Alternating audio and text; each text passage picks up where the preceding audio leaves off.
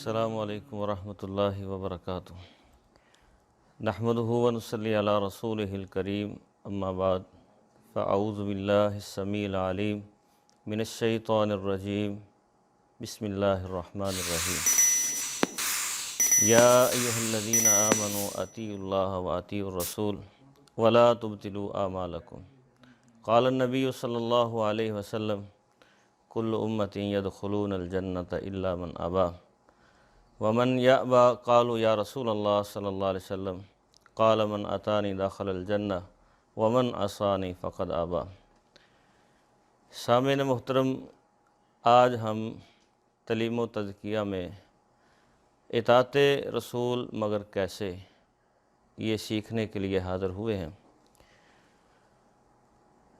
یہ جو مسئلہ ہے ہماری زندگی میں اس طرح اہمیت رکھتا ہے جس طرح ہمارے جسم کے اندر روح اہمیت رکھتی ہے۔ اگر یہ روح بندے کے جسم سے نکل جائے، یہ جسم چاہے کسی مولوی کا ہو، چاہے کسی عالم کا ہو، کسی مجتہد کا ہو، کسی بڑے سے بڑے آفیسر کا ہو، افسران بالا میں سے ہو، کوئی بھی ہو، جب اس کے جسم سے روح نکل جائے گی تو اس کا جسم بیکار ہو جاتا ہے۔ جس گھر کو اس نے اتنے پیار اور محبت سے بنایا، محنت کے ساتھ بنایا، جس اولاد کے منہ میں اس نے اپنے ہاتھ سے محنت کر کے نوالے ڈالے، جس بیوی کے ساتھ محبت بھرے لمحات گزارے، وہ جب اس کے جسم سے روح نکل جاتی ہے تو وہ کہتے ہیں کہ ہمیں اب اس کی ضرورت نہیں ہے، اس کے مقام پر اس کو پہنچا دیا جائے۔ تو میرے محترم بھائیوں، یہ جو مسئلہ اطاعت رسول کا مسئلہ ہے، دین کے اندر اس کی اسی طرح اہمیت ہے جس طرح ہمارے جسم میں روح کی اہمیت ہے۔ اگر روح کے بغیر جسم بیکار ہے تو اطاعت کے بغیر کیے جانے والے تمام اعمال جو ہیں وہ بیکار ہیں۔ اور اگر میں یہ بات کہہ دوں تو اس میں کوئی شک نہیں ہے، نہ حج کے اندر ثواب ہے، نہ روزے کے اندر ثواب ہے، نہ نماز کے اندر ثواب ہے۔ ثواب اگر ہے تو اللہ اور اس کے رسول کی اطاعت میں ہے۔ مثال کے طور پہ قرآن اور حدیث نے اس بات کی وضاحت فرما دی۔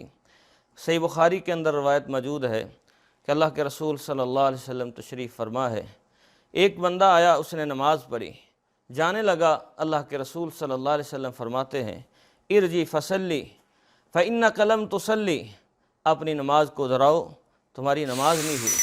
اس نے دوبارہ جا کر پھر نماز پڑھی، اللہ کے رسول نے یہی فرمایا کہ اپنی نماز کو دہراؤ، ارجی فصلی فإنک لم تصلی، آپ کی نماز نہیں ہوئی۔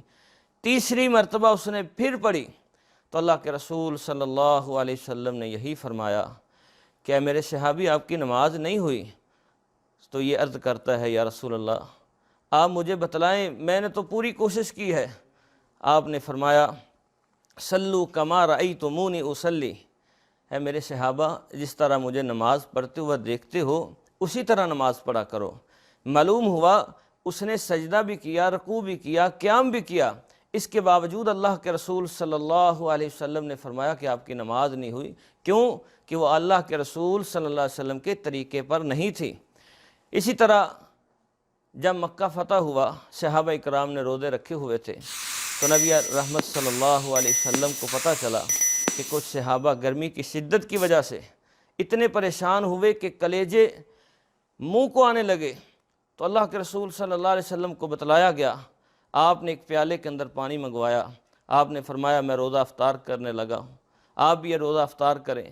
بعض صحابہ نے کہا کہ ہم تو ہمت والے ہیں، طاقت والے ہیں، ہم شام تک روزہ نبھا سکتے ہیں۔ تو نبی رحمت صلی اللہ علیہ وسلم نے تاریخی الفاظ فرمائے، آپ فرماتے ہیں میرے صحابہ، جن لوگوں نے شام کو روزہ چھوڑا ان کو ایک اجر ملے گا، جنہوں نے میں محمد صلی اللہ علیہ وسلم کے ساتھ روزہ چھوڑا ان کو دورہ اجر ملے گا۔ مطلب کیا؟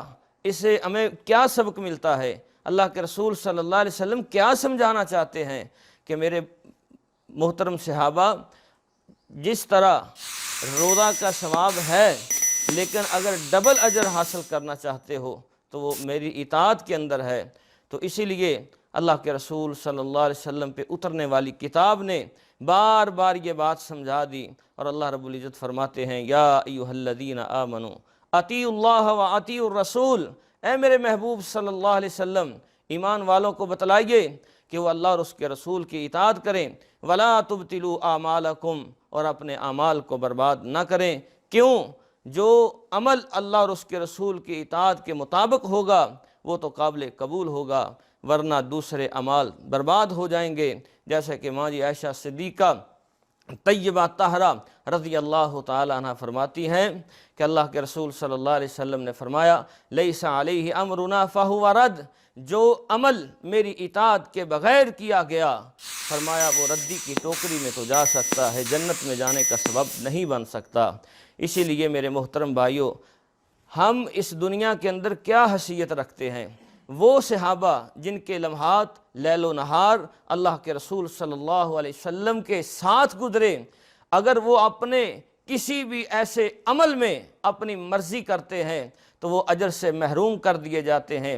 واقعہ بخاری کے اندر موجود ہے، اللہ کے رسول صلی اللہ علیہ وسلم نے عبداللہ بن رواحہ رضی اللہ تعالیٰ عنہ سے کہا کہ آپ نے صبح لشکر کو لے کر نکلنا ہے، رات کا وقت ہے۔ حضرت عبداللہ بن رواحہ رضی اللہ تعالیٰ عنہ سوچتے ہیں کہ آج رات میں گھر میں ہوں، کل میں نے لشکر لے کے نکلنا ہے، دوبارہ پتہ نہیں اللہ کے رسول کے ساتھ ملاقات ہو کہ نہ ہو، تو میرا یہ اپنا ذاتی سوچ بن گئی، اپنی ذاتی سوچ یہ بن گئی کہ میں جمعہ اللہ کے رسول صلی اللہ علیہ وسلم کے پیچھے پڑھوں۔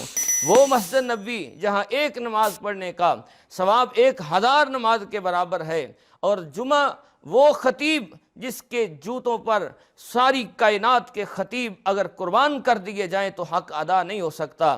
اللہ کے رسول صلی اللہ علیہ وسلم کے پیچھے جمعہ پڑھوں گا، بہت فضیلت اور اجر کی بات ہے۔ نبی رحمت صلی اللہ علیہ وسلم نے دیکھا، فرمایا عبداللہ میں نے آپ کو جانے کا حکم دیا، فرمایا یا رسول اللہ صلی اللہ علیہ وسلم میری یہ سوچ تھی کہ میں آپ کے پیچھے جمعہ پڑھوں۔ فرمایا میرے صحابی سن لیجئے، جو اجر جو ثواب اس لشکر کو ملا ہے کہ جو تمہارے کہنے پہ چلا گیا اور میرے حکم پہ تم نہیں گئے، تو اللہ کے رسول صلی اللہ علیہ وسلم فرماتے ہیں اے عبداللہ وہ ثواب آپ کو نہیں مل سکتا اگر آپ پہنچ بھی جائیں۔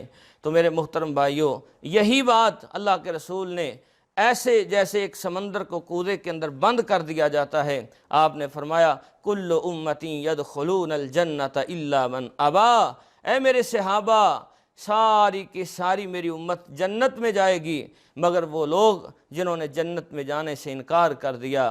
فرمایا یا رسول اللہ وہ کون لوگ ہیں جو اتنے بدقسمت ہیں جنہوں نے جنت میں جانے سے انکار کر دیا؟ فرمایا قال من اتانی دخل الجنہ، جنہوں نے میری اطاعت کی وہ جنت میں داخل ہوں گے، ومن عصانی فقد ابا، جنہوں نے میری نافرمانی کی وہ ایسے جیسے انہوں نے جنت میں جانے سے انکار کر دیا۔ تو میرے محترم بھائیوں، لمحہ فکریہ ہے، آج ہمیں دیکھنا ہے کہ ہم جنت میں جانے والے اعمال کر رہے ہیں یا ہم جنت میں جانے سے انکار کر رہے ہیں۔ اگر تو ہماری زندگی کا طرز عمل یہ ہے کہ ہم اللہ کے رسول صلی اللہ علیہ وسلم کی سنت کے مطابق اپنی زندگی گزار رہے ہیں، لیل و نہار گزار رہے ہیں، ہمارا سونا، ہمارا اٹھنا، ہمارا بیٹھنا، ہماری زندگی کے شب و روز اگر اللہ کے رسول صلی اللہ علیہ وسلم کی سنت کے مطابق ہیں، تو پھر ہمارے لیے خوشخبری ہے جو اللہ نے دے دی ہے، اور اگر نہیں تو ہمیں چاہیے کہ ہم اللہ اور اس کے رسول کی اطاعت کے مطابق اپنی زندگی گزاریں۔ اللہ میرا اور آپ کا حامی و ناصر ہو۔ آخر دعوانا الحمدللہ رب العالمین۔